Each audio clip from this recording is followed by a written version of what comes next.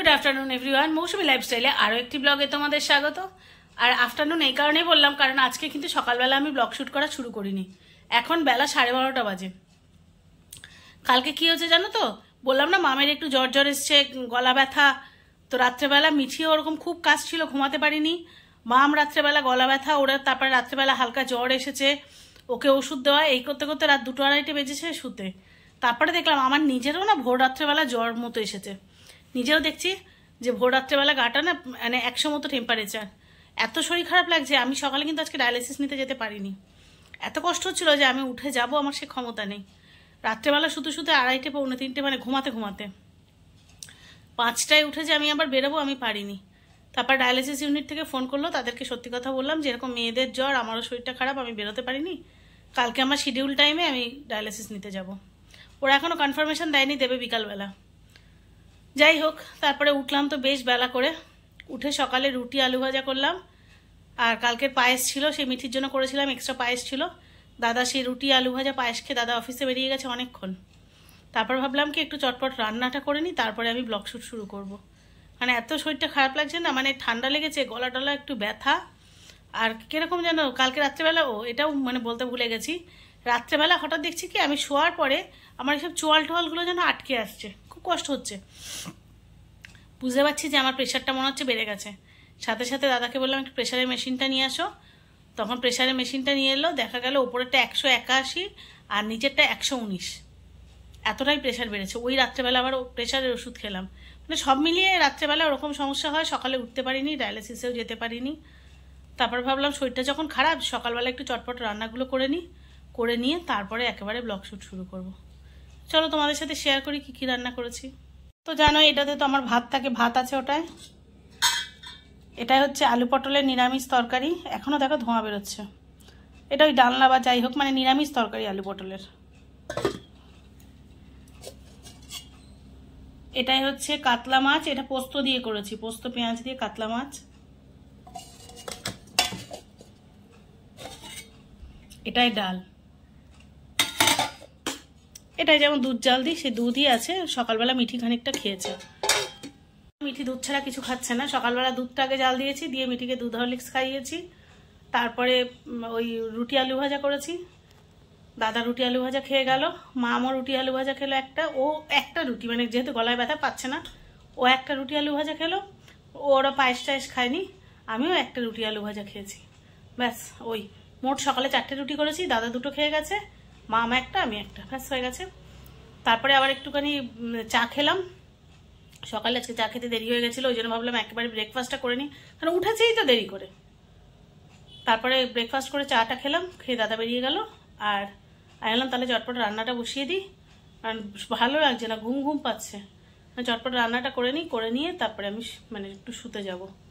তো এই শেষ করে, রান্না শেষ করে স্নানও করা হয়ে গেছে, দেখো আজকে আমি স্নানও কমপ্লিট। তো ভাবলাম চলো একটুখানি তোমাদের সাথে গল্প করি।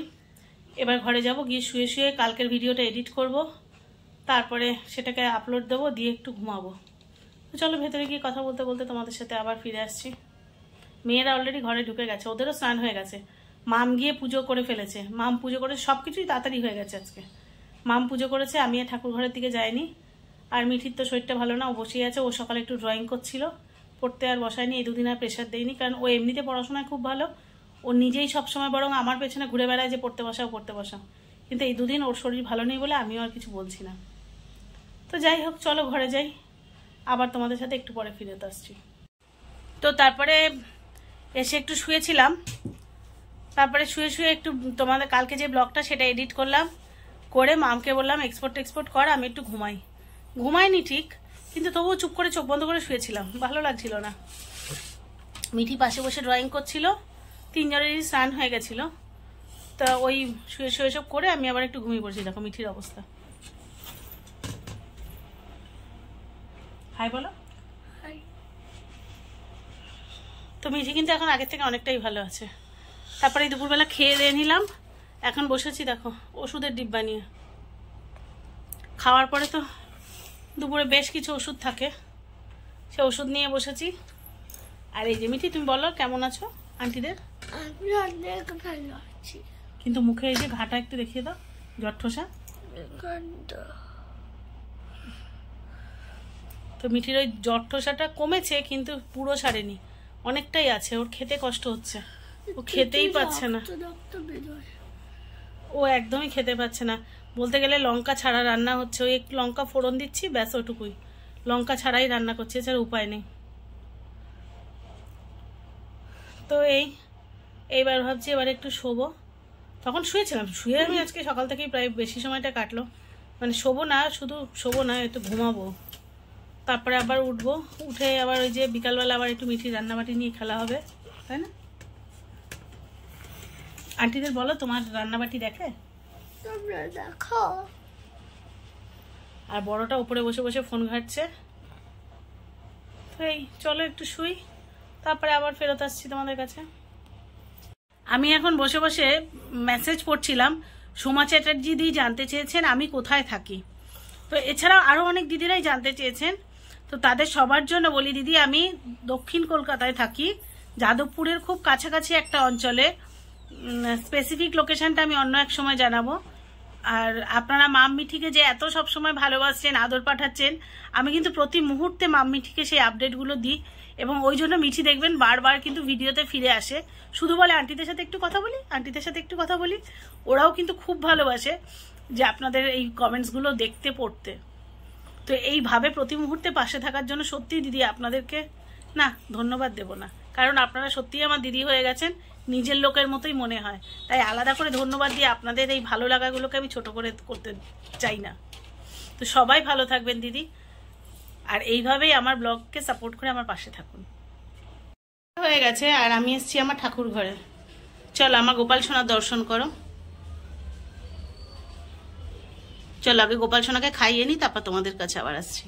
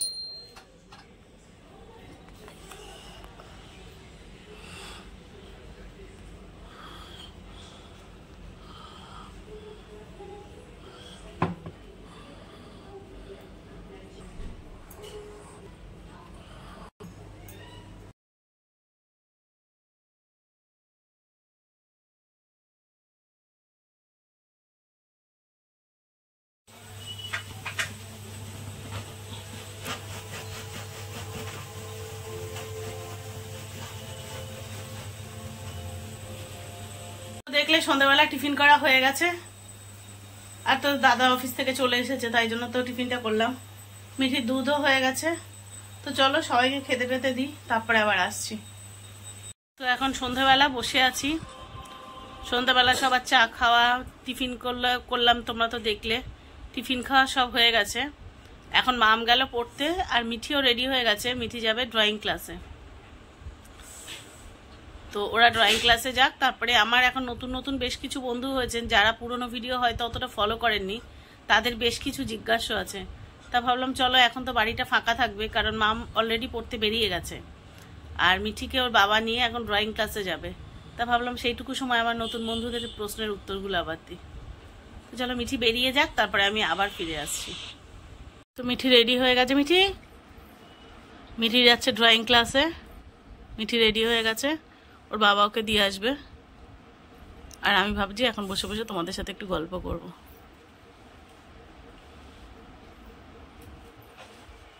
গত দুদিন ধরে না গা হাত পা জ্বালা করছে, চোখে ঘুম প্রচন্ড, কিন্তু ঘুমাতে পারছি না, ভীষণ কষ্ট হচ্ছে। দেখো আমি নিচে বসে আছি, মেঝের মধ্যে বসে আছি, থেবড়ে উঠতে ইচ্ছা করছে না, চোখে সাংঘাতিক লেভেলের ঘুম, কিন্তু আমি ঘুমাতে পারছি না।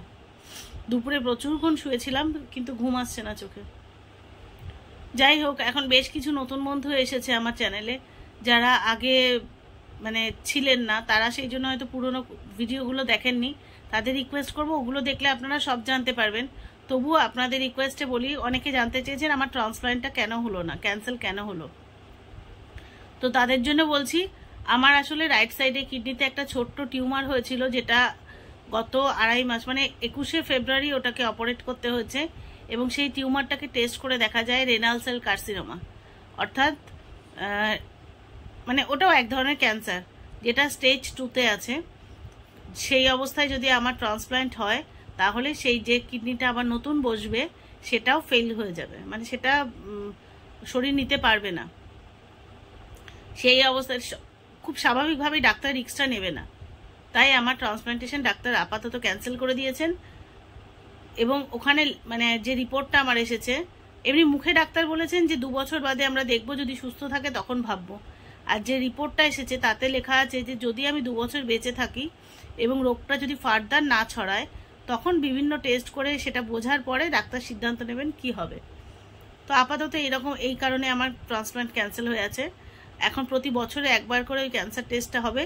যেমন ধরো প্রায় 3 মাস এখনো পুরো হয়নি, হতে গেল প্রায়, তো আরও 9 মাস বাদে, কারণ ওই টেস্টটা তো খুব একটা ভালো না, ওটা পেট সিটি বলে একটা মানে পেট স্ক্যান একটা টেস্ট হয়, যেটা খুব একটা করা ভালো নয়, শরীরের ভীষণ এফেক্ট হয়। আমি লাস্টবার যখন করেছিলাম, টেস্ট করে আসার পরে বলেছিল যে বাড়িতে ছোট বাচ্চা থাকলে 24 ঘন্টা বাচ্চা যেন কাছে না আসে। তাহলে বুঝুন সেটা কতটাই মানে নিশ্চয়ই সেরকম এফেক্টিভ কিছু দেয়, যার জন্য বাচ্চাদেরকেও কাছে আসতে বারণ করেছিল। তো সেটা বছরে একবারের বেশি ডাক্তাররা করেন না, জেনারেলি করেন না। তো ওটা 1 বছর হয়ে গেলে একবার টেস্ট হবে, আবার দ্বিতীয় বছর হয়ে গেলে টেস্ট হবে।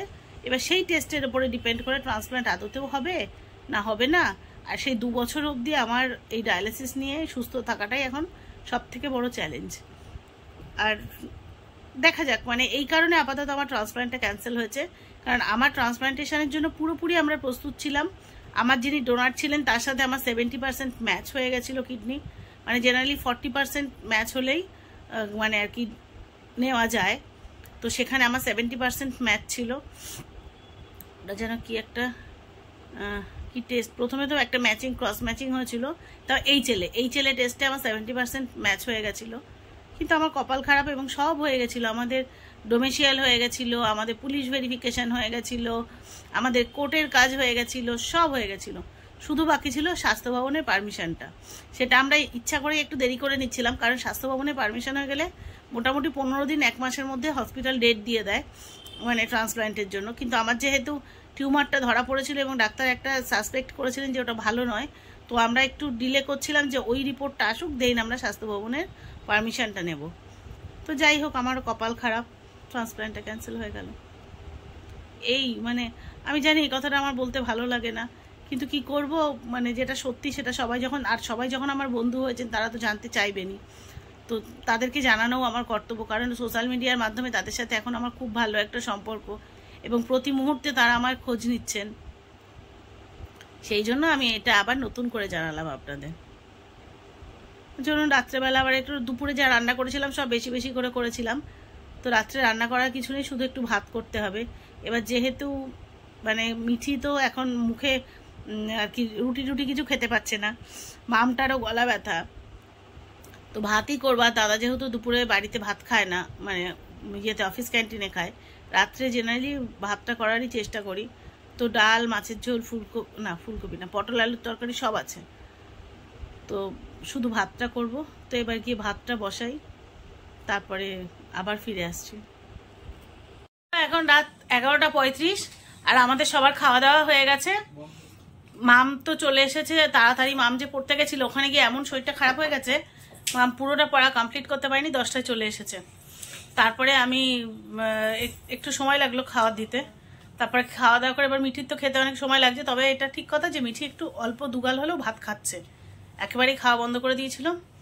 যাই হোক, কালকে তো ডায়ালিসিস নিতে মানে বলেছিলাম আজকে যাব আর কি, কিন্তু কালকে রাত্রেবেলা ওরম জাগা টাকার পরে আর যেতে পারিনি। তো তাড়াতাড়ি এবার শুয়ে পড়ি, কারণ কালকে ডায়ালিসিস আছে, কালকে ভোরবেলা যেতেই হবে, আজকে না গেলেও কালকে তো আমার যেতেই হবে। তো শুয়ে পড়ি এখন। সবাই যে যেখানে আছো ভালো থেকো, সুস্থ থেকো। আর যে নতুন বন্ধুরা আমার চ্যানেল ভিজিট করছো তারা প্লিজ আমার চ্যানেলটাকে সাবস্ক্রাইব করে আমার চ্যানেলের পাশে থেকো। আর যে বন্ধুরা অলরেডি আমার চ্যানেল সাবস্ক্রাইব করে ফেলেছো তারা যদি ব্লগটা ভালো লেগে থাকে প্লিজ লাইক কমেন্ট শেয়ার করে আমার পাশে থেকো। আর তোমাদের এই ধরনের সাপোর্ট আমার ভীষণ ভীষণ পরিমাণে আমায় ইন্সপায়ার করছে। তোমরা এইভাবেই পাশে থেকো, তোমাদেরকে আমি আলাদা করে ধন্যবাদ দিয়ে মানে ছোট করতে পারবো না। তাই তোমরা আমার বন্ধু, ঠিক এইভাবেই আমার পাশে থেকো। দেখা হচ্ছে পরবর্তী ব্লগে, ততক্ষণের জন্য সবাইকে শুভরাত্রি।